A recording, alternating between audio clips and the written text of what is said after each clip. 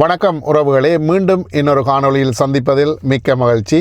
நானும் சார்ஜனும் இருக்கிறோம்.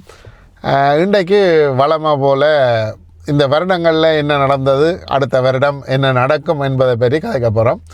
சரி சார்ஜன் சொல்லுங்க, இந்த வருடங்களில் மாற்றங்கள் வந்தது, எப்படி மாற்றங்கள், என்ன மாற்றங்கள் இருக்குன்னு சொல்லுங்கள், நடந்ததுன்னு சொல்லுங்கள். முதல்ல மாற்றம்னு சொல்லணும்னா வருஷ தொடக்கத்திலேயே ஜஸ்டின் ட்ரூடோ பதவி விலகினது ஒரு மாற்றமாக நடந்தது. அதுக்கு பிறகு எலெக்ஷன் நடந்தது, மீண்டும் லிபரல் வந்தது.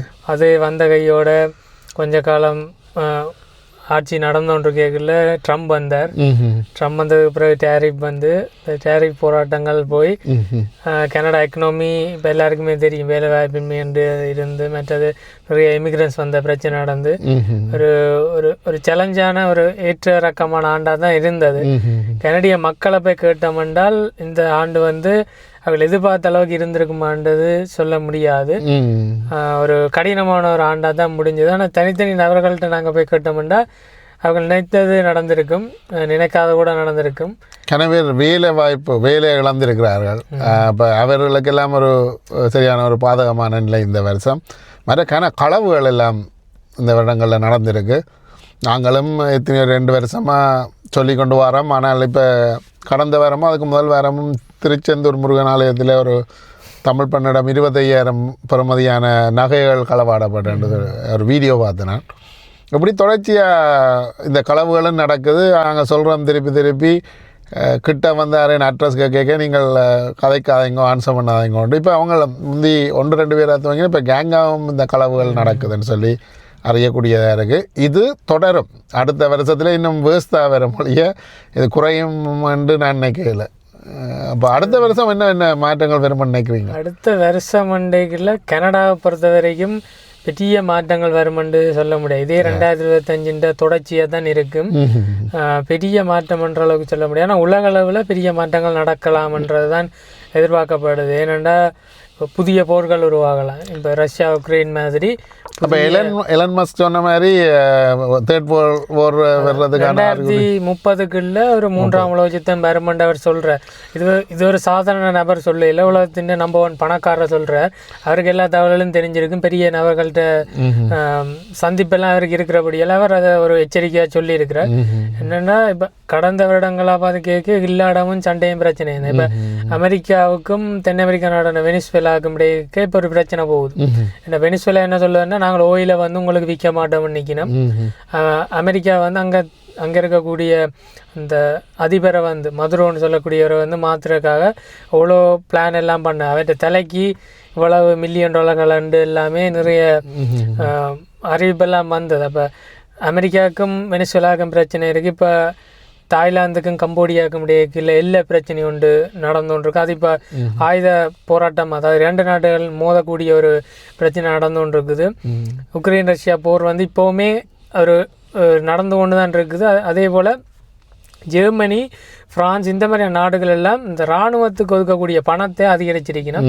கனடாவும் அதிகரிக்க போவதாக சொல்லியிருக்கணும். அப்படின்னா ஏதோ ஒன்றுக்கு தயாராகினோம். அதாவது ஐரோப்பா ஒரு பெரிய போருக்கு தயாராகிறன்றது தான் இந்த நேட்டோ அறிவித்து கொண்டிருக்கு. அப்போ ஏதோ ஒன்றுக்காக தயாராகினோம். என்னடா இப்போ தொழில்நுட்பம் எல்லாமே வளர்ந்துட்டுது.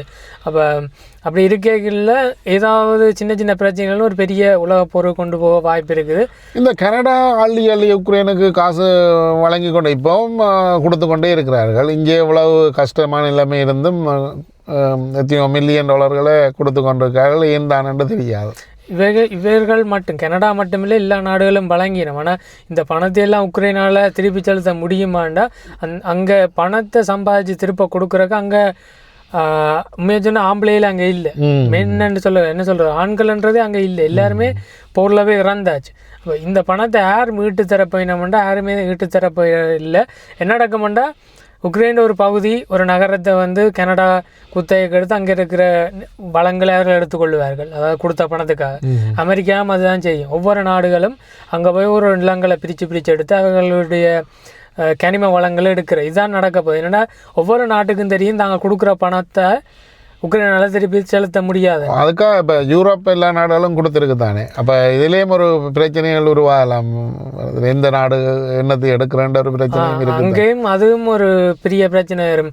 எந்த பகுதியில் என்ன வளம் இருக்கோ அது எனக்கு வேணும். அதாவது யார் எவ்வளோ கூட கடன் கொடுக்கணும் அவன் நல்ல வளம் உள்ள பகுதியில் எடுத்துக்கொள்ளினா, மற்ற குறைய கடன் கொடுத்த நாடுகள் அங்கே இருக்கக்கூடிய மிச்சம் வளங்களை எடுத்துக்கொள்ளலாம். உண்மையிலேயே இந்த உக்ரைன் போர் நடக்கிறது காரணமே வந்து உக்ரைனுக்கான போர் இல்லை, ரஷ்யாவின் மீது இருக்கிற ஒரு வன்மத்தை தீர்த்து கொள்றதுக்காக மற்ற ஐரோப்பிய நேட்டோ நாடுகள் வந்து ஆயுதங்களை வழங்கி இந்த போரை நடாத்தினோம்.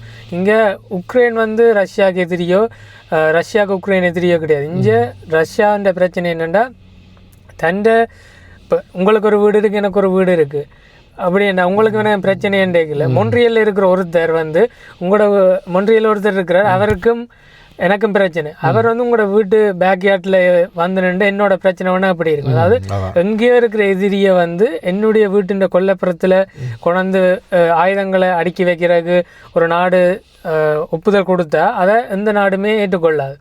அதுதான் உக்ரைன் ரஷ்யா போகிற, அதாவது ப்ரொக்சி வாரன்னு சொல்கிறாங்க. அதாவது இன்னொரு நாட்டுக்காக இந்த உக்ரைன் வந்து அழிஞ்சு கொண்டிருக்கு.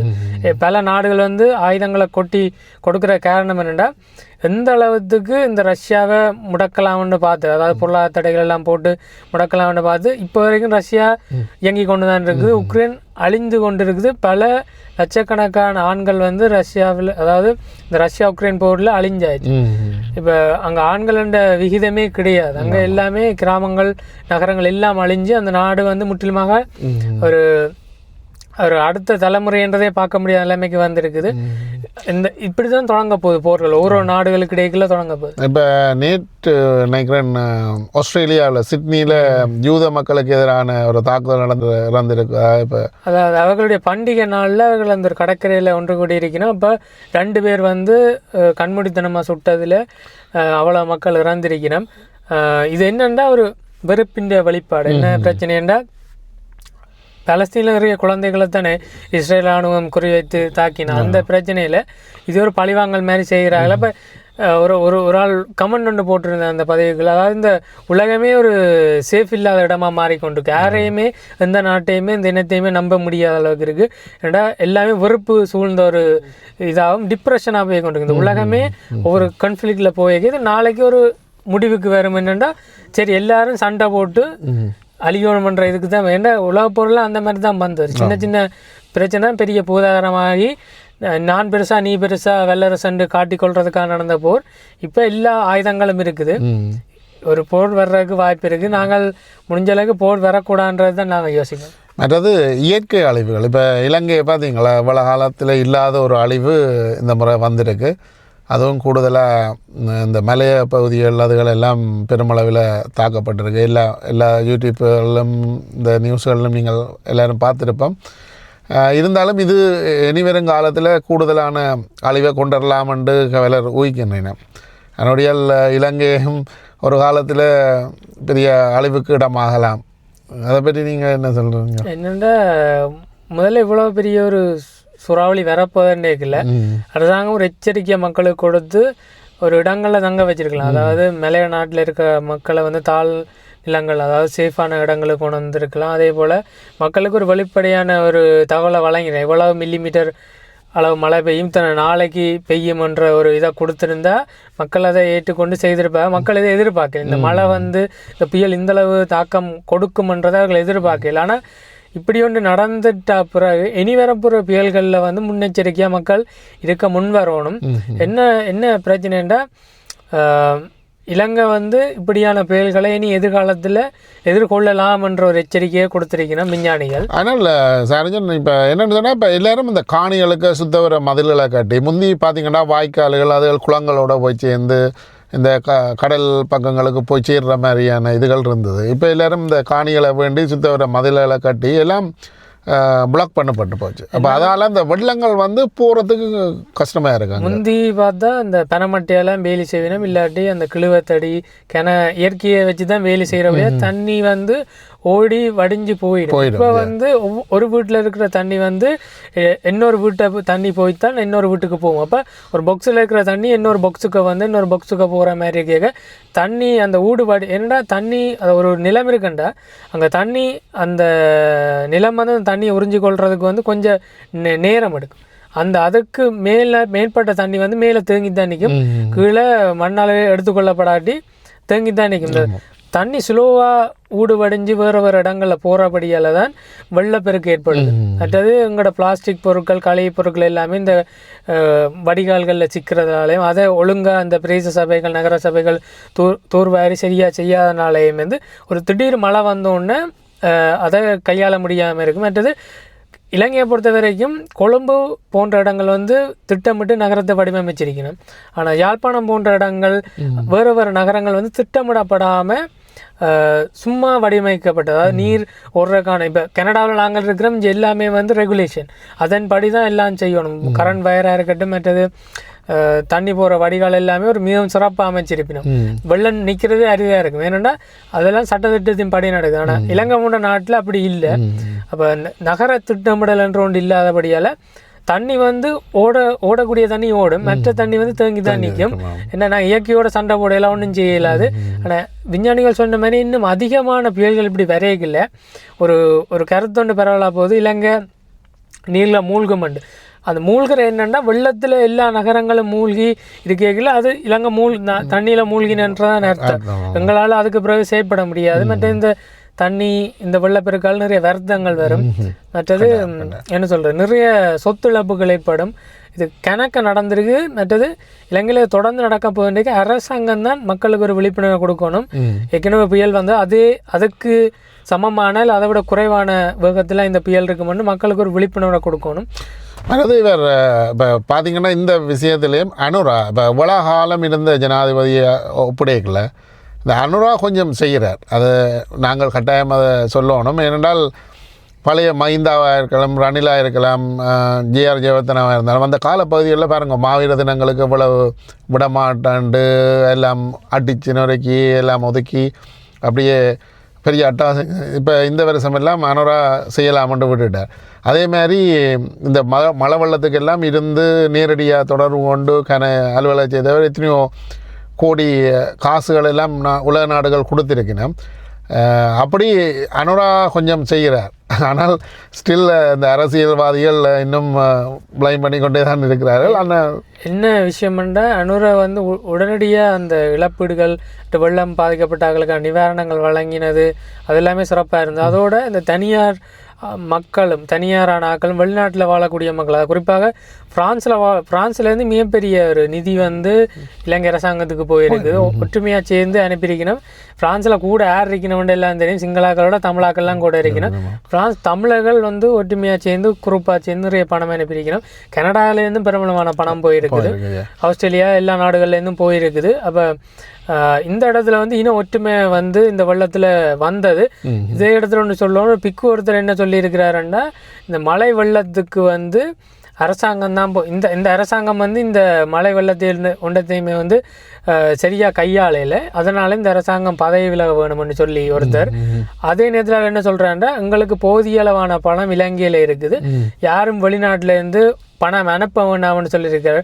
அதன் அர்த்தம் என்னென்னா இந்த பிக்குகளுக்கு பயம் வந்துட்டு என்னென்னா தமிழர்கள் வந்து இங்கே பணம் அனுப்புறதும் இங்கே எல்லா விடயங்களும் சரி சமமாக மூவின மக்களும் ஒற்றுமையாயினும். அதாவது மலையாளத்தில் இருந்த மண் சரிவு இடங்களுக்கு முஸ்லீம் மக்கள் போய் உதவி செய்கிறதும், உணவு சிங்கள மக்களுக்கு முஸ்லீம் மக்கள் உணவு வழங்க, அப்படி மூவின மக்களும் ஒன்றாக இணைகிறது. அதாவது ஒரு பிரச்சனை வரைக்கும் எல்லாருக்கும் சேர்ந்து தானே பிரச்சனை. அப்போ ஒற்றுமையாகிறது வந்து இந்த பிக்குகளுக்கு பிடிக்கல. உடனே சொல்லினோம் காசெல்லாம் தேவையில்லை. இங்கே இந்த புயலை விட சூறாவளியை விட ஆபத்த நாட்கள் வந்து இந்த சாதுக்கள் பிக்குகள்னு சொல்லிக்கொண்டு காவி உடை அணிஞ்சு கொண்டிருக்கிறார்கள் இந்த நாட்டுக்கான சாவக்கேடு.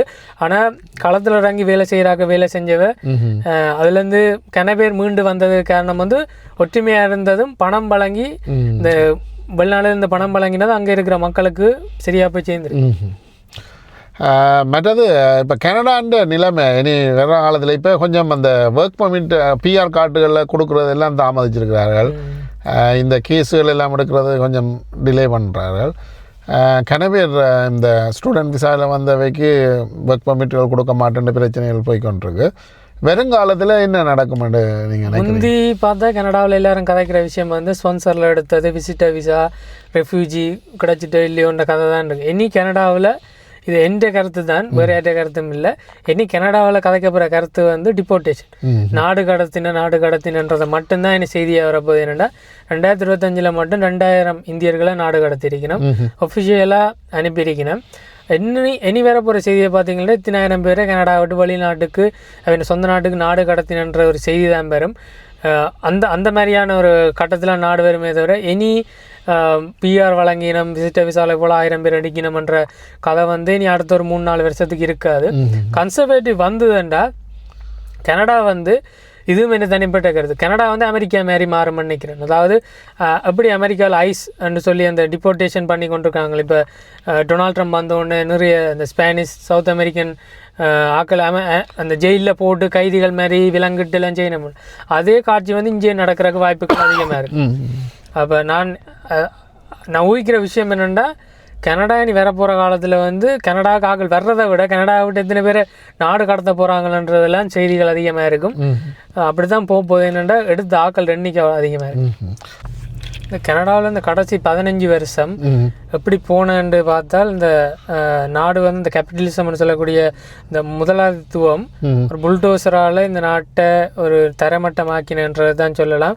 அதுக்கு உதவினது வந்து இந்த வீக்கான, அதாவது பலவீனமான சட்டத்திட்டங்களும் நடைமுறைகளும் தான் உதவி செய்திருக்கு இந்த 15 வருஷ ஆட்சியில். அதோட இந்த நாடும் இந்த கனடியன்ஸ் வந்து கனடியன் வேல்யூன்னு கணக்கு இடத்துல சொல்லி வேணும். இந்த கனடா இந்த சொசைட்டி வந்து ஹை ட்ரஸ்ட் சொசைட்டின்னு சொல்லுவாங்க. அதாவது உயர் நம்பிக்கை உள்ள ஒரு சமுதாயமாக இருக்கும். அதாவது நான் கஷ்டப்பட்டு வேலை செஞ்சோம்னா அதுக்கேற்ற சம்பளம் கிடைக்கும், அதே மாதிரி எங்களோட வாழ்க்கை முன்னேறும், நாங்கள் வீடை வாங்கலாம், அடுத்த முன்னேறலாம்ன்ற ஒரு உயர் நம்பிக்கை உள்ள மக்களாக இருப்பேன். ஏன்னா இங்கே வந்தவையெல்லாம் நத்திங் எதுவுமே இல்லாமல் வந்தார்கள் இப்போ ஒரு நல்ல இடத்துல இருக்கணும், மிகவும் சிறந்த இடங்களுக்கு வந்திருக்கணும். ஏனென்னா இந்த கனடாவை நம்பினதால, இந்த சொசைட்டியை நம்பினதால எல்லாரும் சேர்ந்து வேலை செஞ்சு டேக்ஸ் பே பண்ணி எல்லாமே டெவலப் ஆனது வந்து நம்பிக்கையாக. இப்போ இது எப்படியா இருக்குன்னா லோ ட்ரஸ்ட் சொசைட்டியாக போய் கொண்டிருக்குது. இப்போ போய் ஒரு இளைஞரை போய் நீங்கள் இப்போ போய் கேட்டிங்கன்னா என்ன சொல்லணும்னா கனடாவில் வேலை வாய்ப்பு பிரச்சனையாக இருக்குது, இதாக இருக்குது, நான் ஒரு அமெரிக்கா போகிறேன் இல்லை வெளியில் போகிறேன், இன்னொரு நல்ல இதுக்கு செய்ய போகிறேன்னு சொல்லி, அதாவது இந்த சொசைட்டியை வந்து நம்பாத ஒரு ஆக்களாக இருக்கணும். அதாவது வயசு போன ஆக்களாக பார்த்தோம்னா எங்களுக்கு வேறு பென்ஷன் காணாது, குறைபாடுகளை சொல்லிடணும். அப்போ இதுக்கு எல்லாத்துக்குமான காரணம் என்னென்னு பார்த்தா இந்த லோ ட்ரஸ்ட் சொசைட்டி உருவாகிற காரணம் என்னென்னா நிறைய இமிக்ரேஷன், மாஸ் இமிக்ரேஷனாக நிறைய பேரை கொண்டு வந்து அதை இதுக்கு வந்து ஃப்ராடுகள் செய்து ஸ்கேம் பண்ணி கார் திருட்டு செய்து இப்படியெல்லாம் செய்திகளை பார்க்க அந்த உயர் நம்பிக்கையான சொசைட்டி என்ன மாதிரி மாறுதுண்டா இனி யாரையும் நம்பல, ஸ்கேம் நடக்கும், வெளியில் போனால் யாரோடையும் கதைக்கலாது, காரை திருடி இனங்கொள்ளு ஹை ட்ரஸ்டாக இருந்த சொசைட்டி. முந்தியெல்லாம் காரை எல்லாரும் லொக் பண்ணி தான் வைக்கிறான். ஆனால் முந்தி கார் திருட்டுன்றது ரேராக இருக்கும், இங்கேயாவது ஒன்று தான். அப்போ ட்ரஸ்ட்ன்றது வந்து உயர்வாக இருந்தது. யாரோடையும் போய் தெரியாத ஆக்களோட கூட எல்லாரும் போய் கதைச்சு கொண்டு இருந்தினம், எல்லாம் இருந்தினேன். இப்போ யாரோடையும் கதைக்கிறது இல்லை. இப்போ அது என்ன நடந்திருக்குண்டா ஒரு ஸ்கேமும் ஏமாற்ற இது ஒரு சொசைட்டியாக மாறிட்டு இது தொடர்ந்து இதுக்கு வேலை சேர்க்குற மாதிரி இந்த ஜஸ்டிஸ் சிஸ்டம் என்னென்னா வீக்காக இருக்குது, லோஸ் எல்லாமே வீக்காக இருக்குது, ரெகுலேஷன் எல்லாம் வீக்காக இருக்கிறதுனால கிரிமினல்ஸ் வந்து சுதந்திரமாக தெரிய முடியுது. இன்னும் புதிய கிரிமினல்கள் உருவாகிறதுக்கு இது வாய்ப்பு அளிக்குது. இது தொடர்ந்து இப்படியே போய் கொண்டு இருந்ததுன்னா இந்த நாடு வந்து ஒரு கட்டமைப்பு இல்லாத ஒரு நாடாக மாறிடும். எந்த மக்கள் அதிகமாக இந்த நாட்டை நம்பினோம், டிம் ஹோர்டன்ஸ்லேயோ மெக்டொனால்ட்ஸ்லேயோ வேலை செய்கிறோம், ஒரு வீட்டை வாங்கலாம், பிடிச்ச காரை வாங்கலாம், வாழ்க்கையில் முன்னேறலாம்ன்ற ஒரு நம்பிக்கையை கொடுத்த ஒரு நாடு. அதாவது டிஸ்போசிங் பண்ணி கூட நாங்கள் வாழ்க்கையில் முன்னேறலாம் என்ற ஒரு இருந்த நாடு வந்து இப்போ நீங்கள் $1,00,000 $1,50,000 $10,00,000 உழைச்சா தான் $1 மில்லியன் வீடை வாங்கலாமன்று வரைக்கும் இல்லை. இந்த புதுசாக வந்தவர்களுக்கு நம்பிக்கை இழப்பாக இருக்குது. ஏற்கனவே சொசைட்டியாக இருக்கிறார்களும் கனடாவிலிருந்து அந்த நம்பிக்கையை தகர்ந்து கொண்டு போகிறதான் இந்த 15 வருஷம் காட்டியிருக்கிற ஒரு விஷயமா இருக்குது. இப்போ 30,000 பேரை கனடா வந்து நாடு கடத்த திட்டம் போட்டிருக்கிறாங்க. அதுக்கு பதிலாக புதிதாக 500 CBSA போர்டர் ஆஃபீஸரை வந்து எடுத்திருக்கிறேன், 500 பேர். அதே போல் 10,000 பேருக்கு வந்து அந்த கனடா பார்டர் சர்வீசஸ் ஏஜென்சியால் ரிமூவல் ஆர்டர் கொடுத்துருக்கணும். இது வந்து இப்போ ஆக்டிவாக இருக்குது. அவங்கள்ட்ட December 5, 2025 தகவலின்படி ரிமூவல் ஆர்டர் கொடுத்துருக்கணும் 10,000 பேருக்கு. அப்போ நீங்கள் பார்த்தீங்கன்னா 30,000 பேரை நாடு கடத்த போயினா 10,000 பேருக்கு ஆர்டர் கொடுத்துருக்கணும்னா ஒவ்வொரு மாதம் பார்த்தீங்கன்னா சில ஆயிரம் பேர் வெளியேறி போய் கொண்டு தான் இருக்க வேணும். எங்கே தான் ஓடி ஒழிச்சாலும் ஏதோ ஒரு நாளில் கண்டுபிடிக்க தான் போகிறாங்க. அப்போ இதுதான் நடக்க போகுது. இது யார் சொல்லியிருக்கணும்னா CBSA ஏஜென்சியின் வைஸ் பிரசிடென்ட் வந்து ஆரோன் மெக்கூரியன்னு சொல்கிற ஒருத்தர் தான் சொல்லியிருக்காரு. கிட்டத்தட்ட கடந்த 12 மாதத்தில் கனடாவிலேருந்து 22,000 பேரை தாங்கள் நாடு கடத்திருக்கணும்னு சொல்லியிருக்கிறேன். அதில் 2,000 பேர் இந்திய ரெண்டு பார்த்தா கூட 22,000 பேர் ஒரு பெரிய எண்ணிக்கை. அப்போ இதுதான் தொடர்ந்து நடந்துகிட்டு இருக்க போகுது. இந்த 22,000 40 1 லட்சம் அதிகரித்து போய் கொண்டிருக்க போகுது. அடுத்தது இப்போ நான் முதலே சொன்ன இந்த 30,000 பேரை நாடகத்தை திட்டம் அது வந்து இன் ப்ரோக்ரஸ்ன்னு அவர் சொல்லியிருக்கிறார் அந்த IRCC மீட்டிங்கில். அது மட்டும் இல்லாமல் அவர் என்ன சொல்கிறாருன்னா இது ஒரு நெவர் எண்டிங் ப்ராசஸ். அதாவது இது எப்போவுமே நிற்க போகிற ப்ராசஸ் கிடையாது. ஏன்னா இன்னுமே நிறைய மக்களுள்ள வந்துருக்கிறேன். நாளை 3 வருஷமோ 4 வருஷம் ஆகி அவன் விசா முடியுதுண்டா அவரும் நாடை விட்டு அனுப்ப தான் போகிறோம். அப்போ இது எப்போவுமே முடிய போகிறது. நாங்கள் வேறு நாங்கள் அனுப்பி கொண்டு தான் இருக்க போகிறோம். கட்டாயம் இந்த டூரிஸ்ட் விசா மற்ற இந்த அசைலம் இதில் வந்து அரசாங்கம் ஒரு மிகப்பெரிய ஒரு கடுமையான நடவடிக்கை எடுக்க வேணும்னு அவர்கிட்ட கருத்தை சொல்லியிருக்கேன். ஏன்னா ஆக்கள் வேறு நாங்கள் திருப்பி அனுப்ப புது ஆக்கள் வேறு இது இப்படியே ஒரு முடிவில்லாத ஒரு இதாக தான் போய்கொண்டிருக்குது. அப்போ நீங்கள் வந்து டூரிஸ்ட் விசான்னு சொல்கிறேன். அதாவது இந்த விசிட்டிங் விசா டூரிஸ்ட் விசாவிலையும் அசைலம் சீக்கர்ஸ்லேயும் வந்து நீங்கள் ஒரு கடுமையான நடவடிக்கை எடுக்கணும்னு சொல்லியிருக்கிறேன். அதுக்கான நடவடிக்கை ஏற்கனவே நடந்து கொண்டிருக்கு. பில்லுகளும் வந்து கொண்டிருக்குது. அதாவது இப்போ அடுத்த வருஷம் அந்த ஃபீவா வேர்ல்ட் கப் அந்த மச்சுகள் வருது தானே, அதை அண்டியே இவ்வளோ பேர் இங்கே வந்து இந்த அகதி கோரிக்கைகள் கேட்கறதுக்கான இதுகள் இருக்குது. ஏற்கனவே அந்த கரிபான அந்த அது சந்தர்ப்பங்கள்லாம் ஆக்கள் வந்து இங்கே அதை செய்திருக்கணும். ஆனால் அதுகளுக்கான ஒரு நடவடிக்கை எடுத்தால் தான் நல்லதுன்னு நினைக்கிறேன். இப்போ அவர் என்ன சொல்லியிருக்கிறாரோ ஓன் ஆவரேஜ் பார்த்தா CBSA வந்து 400 பீப்புளை அதாவது 400 பேரை வந்து ஒன் ஆவரேஜ் வந்து அவங்களுக்கு அந்த ரிமூவல் ஆர்டர் கொடுத்து நாங்கள் நாட்டை விட்டு அனுப்பி கொண்டிருக்கோம். வீக்குக்கு 400 பேர் என்றாலே அது ஒரு பெரிய ஒரு எண்ணிக்கை. அப்போ என்ன நடக்குதுன்னா இங்கே 25 லட்சம் பேர் இருக்கணும் பிஆருக்கு எதிர்பார்த்துருக்கணும். 25 லட்சம் பேருக்கும் பிஆர் வராது. கிட்டத்தட்ட 3,80,000 பேருக்கு பிஆர் அன்றைக்கு எல்லாருக்கும் பிஆர் வராது. அன்றைக்குல 25 லட்சம் பேரில் நாங்கள் 20 லட்சம் பேர் எடுப்போம். இல்லாட்டி ஒரு 15 லட்சம் பேர் இங்கே ஒழிக்கல. 15 லட்சம் பேர் இங்கே ஒழிக்கல. அதாவது கார் இல்லாமல் ஒரு பேங்க் அக்கௌண்ட் இல்லாமல் இது இல்லாமல் கனகாலத்துக்கு ஒழிஞ்சிருக்கல. எல்லாரும் விடாமல் கொடுக்கமான்னு ஆக்கள் இல்லாம போ வந்து கெப்பா. இப்போ சின்ன உதாரணத்துக்கு சொல்கிறோம். முந்தியெல்லாம் நாங்கள் எக்கச்சக்க இன்டர்நேஷ்னல் ஸ்டூடெண்ட்டு அந்த பஸ் ஸ்டாப்புகள் வழியே கடையில் இதெல்லாம் இப்போ எங்கேயும் பார்க்குறோமோ.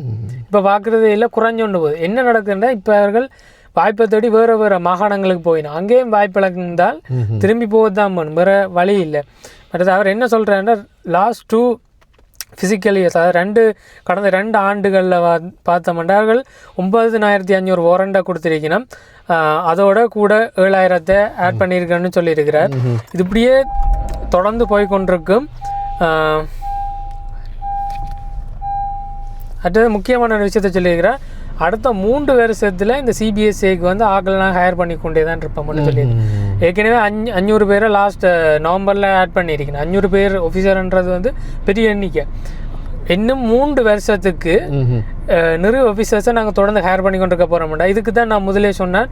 இனி கனடாக்காக்கள் வாரன்றதை விட கனடா விட்டு 8,000 பேரை வெளியில் அனுப்பினோம்ன்றது தான் நீங்கள் செய்தியில் பார்ப்போன்னு சொன்ன காரணம் என்னென்னா வேறு 26 நிறைய ஆஃபீஸரை ஹையர் பண்ண போயினேன், 27 ஹையர் பண்ண போயினேன், 28 ஹையர் பண்ண போயினோம்ண்டேங்க 3 சேர்த்து பார்த்து 8,000 ஆஃபீஸர்ஸை ஹையர் பண்ண போயினோம். அப்போ ஹையர் பண்ண ஆக்கள் எல்லாம் சும்மா இருக்க போதில்லை. தேடி திரிய போயினா ஒவ்வொரு வீடாக வந்து நோக் பண்ணுவினோம். எப்படி யூகேல நடக்குமோ ஒவ்வொரு இடங்களையும் வந்து திரிஞ்சு கடைசி எங்கேயுமே மிஸ் ஆகல. ஏன்னா முதல் ஆஃபீஸர்ஸ் இல்லாதபடியே தான் கண்டுபிடிக்க கஷ்டமாக இருந்தது. தேடி ரிமூவல் கொடுத்தேன். 10,000 பேர் ஆட் பண்ணினோம்ண்டா எல்லாரையும் தேடி ரிமூவல் ஆர்டர் கொடுப்பினோம். இதுதான் நடக்க போகுது. நான் முதல் சொன்ன விஷயமும் அதுதான்.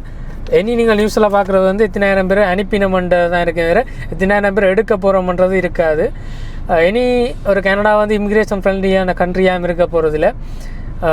உண்மையாக இது ஒரு நல்ல விஷயமா இருக்கும் எங்களுக்கு. இப்போ நான் ஏன் எங்களுக்குன்னு சொல்கிறேன்னா நீங்களும் கனடியன் நானும் கனடியன், இங்கே தான் வாழ போகிறோம், இங்கே தான் எல்லா மண்டைக்குள்ள எங்களுக்கு ஷார்ப்பான விஷயம் என்ன நடக்கும்ன்றதை தான் நாங்கள் பார்ப்போம். வெளியிலேருந்து ஒருத்தர் வர்ற ரெண்டைக்குள்ள அது அவள் பெற போகிற கனடாவில் விட்டு வாழ்க்கை அமைக்க போகிறேன். நாங்கள் எங்களுக்கு என்ன நடக்கும்னா தானே பார்ப்போம்.